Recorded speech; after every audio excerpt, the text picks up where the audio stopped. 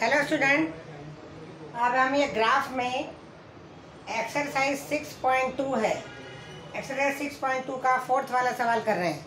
y + 8 is greater than और equal to 2x। अब इसमें y + 8 2x को इधर ले लिया, y - 2x और इसको ग्रेटर को अपने भी इक्वल का निशान बना दिया। तो इक्वल बराबर कितना हो गया, 8 को इधर ले गए तो -8 हो गया है।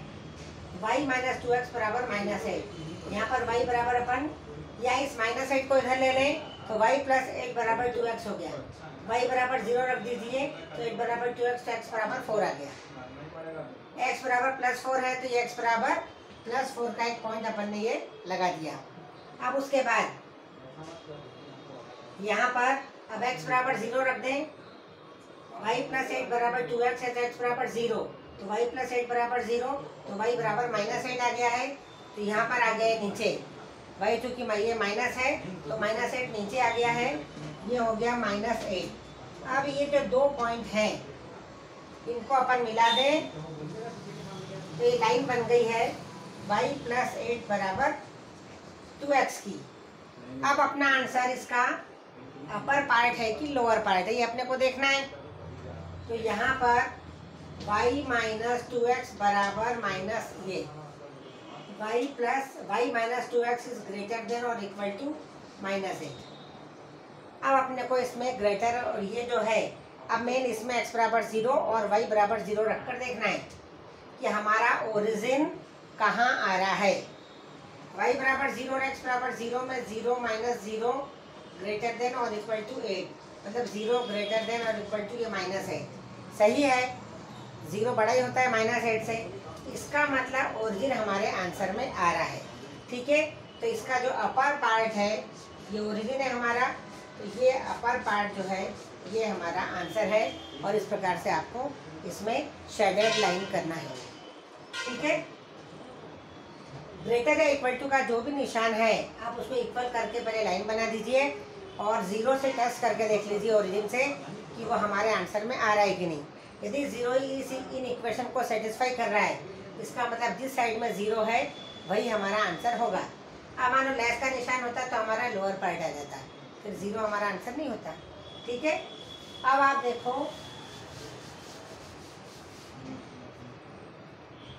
9 वाला सवाल, y is less then -2, y is less then -2, ये है 9 वाला सवाल। अब इसका अर्थ क्या हुआ, तो सबसे पहले y बराबर -2 की अपन लाइन खींचें। अब ये लाइन कैसे खींचते हैं, ये x एक्सिस और ये y एक्सिस, ये -1 और ये आ गया -2। ठीक है, y बराबर -2 है तो x की कोई सी भी वैल्यू हो उसके लिए y की वैल्यू क्या आ रही, -2। तो ऐसे में यदि y बराबर -2 है तो ये x एक्सिस के पैरेलल लाइन जाएगी और ये y -2 से होकर जाएगी। ये आ गई अपनी लाइन -2 से होकर जाने वाली x एक्सिस के पैरेलल। दी y बराबर समथिंग लिखा है मैंने, x एक्सिस के पैरेलल जाएगी और ये -2 से होकर जाएगी। अब हमको देखना है, ये ओरिजिन है हमारा, इधर ये ओरिजिन है। अब हमारा आंसर इसका अपर पार्ट है इस लाइन का कि लोअर पार्ट है। तो अब अपन देख लें कि y बराबर 0 रख कर देख लें। तो अपन ये यदि यहाँ रखें 0 लेस देन -2, तो ये तो गलत हो गया, 0 तो -2 से बड़ा होता है। ठीक है, तो इसके लिए जहाँ ओरिजिन है वो हमारा आंसर नहीं होगा। ठीक है, ये इसके अपर पार्ट में ओरिजिन आ रहा है और ओरिजिन इसको सेटिस्फाई नहीं कर रहा है। ठीक है, it is wrong, 0 less than -2। तो इसका मतलब ये क्या होगा, इसका जो लोअर पार्ट है वो हमारा आंसर होगा। इस प्रकार से आप इसको कर दीजिए, ये हो गया हमारा आंसर। ठीक है, अब इसके बाद x इज ग्रेटर देन -3। 10वें सवाल में x इज ग्रेटर देन और इक्वल टू -3, इक्वल टू नहीं है, सिर्फ x इज ग्रेटर देन -3। ठीक है, तो अब इसमें x इज ग्रेटर देन -3, इसका मतलब x बराबर -3 ले लें तो ये वाली लाइन y एक्सिस के पैरेलल होगी और -1 -2 और ये -3 आ गया ये एक्स एक्सिस का -3 है, -3 से जाने वाली वाई एक्सिस के पैरेलल लाइन, ये हो गया। अब उसके बाद ओरिजिन ये रहा। अब ओरिजिन क्या इसको सेटिस्फाई कर रहा है? 0 is greater then -3। Yes, it is correct. 0 क्या है? -3 से बड़ा है। इसका मतलब जहाँ ओरिजिन है वहाँ हमारा आंसर है। ये इस लाइन के दो भाग हैं। इस लाइन को आप ऐसा लिख दीजिए। अब इस लाइन का ये तो लेफ्ट पार्ट या राइट पार्ट हमारा आंसर होगा। तब हमारा ये ओरिजिन राइट साइड आ रहा है, तो हमारा आंसर इसके राइट साइड में हो गया। इस प्रकार से करके ये वाला आपका आंसर हो जाएगा। ठीक है। अब इसमें solution of system of 2 variables. अब मान लो ये तो अभी एक एक इक्वेशन दी थी, अब 2 इक्वेशन है। पहली है ये एग्जाम्पल 12 देख लीजिए आप। Example 12, x plus y is greater than और equal to 5, x plus y is greater than और इक्वल टू 5 और x minus y is less than और इक्वल टू 3। ये 2 लाइनें हैं।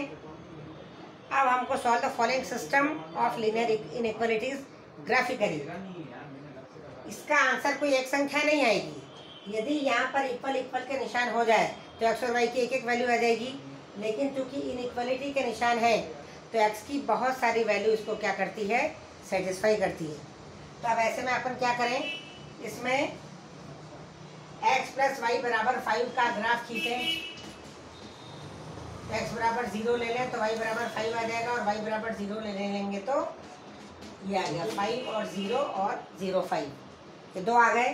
तो अब अपन यहाँ देखें 1 2 3 4 5, ये 5 आ गया। 1 2 3 4 5 ये आ गया।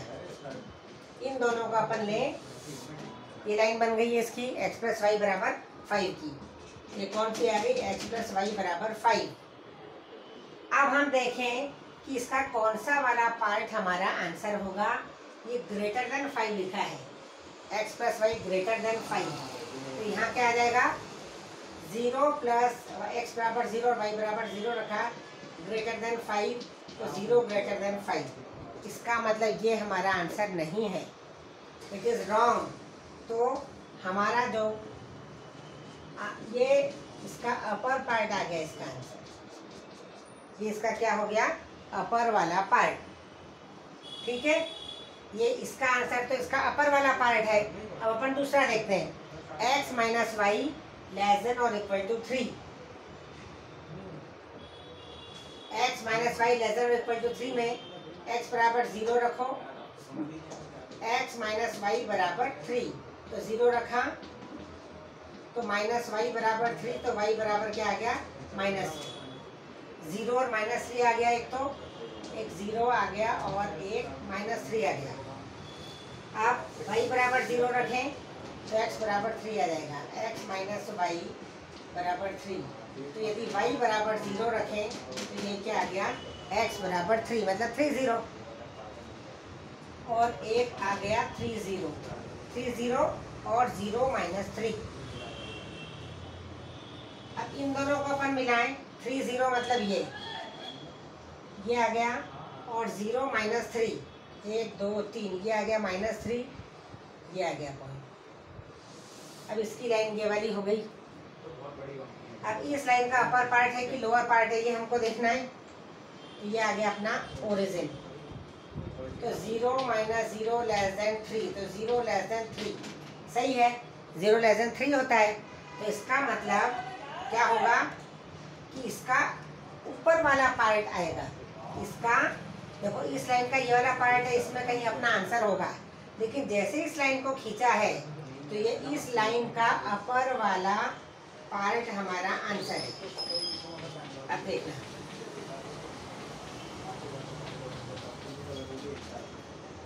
अब कॉमन जो रीजन होगा वो हमारा आंसर होगा। यदि हम इस लाइन का ये वाला भाग देखें तो वो इस लाइन का नीचे वाला भाग है, जो कि आंसर में नहीं आ रहा है। इस लाइन का भी अपर पार्ट आ रहा है और इस लाइन का भी अपर पार्ट आ रहा है। तो ये वाला जो रीजन है, ये वाला इसका और ये वाला इसका, इस प्रकार से कॉमन रीजन ये वाला हुआ, और इसको ज़्यादा अपन ये पूरा डबल शेड कर दें इस ये वाली डिज़ाइन से भी और ये वाली डिज़ाइन से भी, तो ये हो गया हमारा कॉमन एरिया जो कि सही आंसर होगा। ठीक है, इस प्रकार से अपने को करना है। यदि दो लाइनें दी हैं तो दोनों लाइनों के हिसाब से उनका रीज़न कौन सा होगा और उसके बाद उनका कॉमन एरिया कौन सा होगा, वो करने के बाद ही अपना ये सही आंसर आएगा।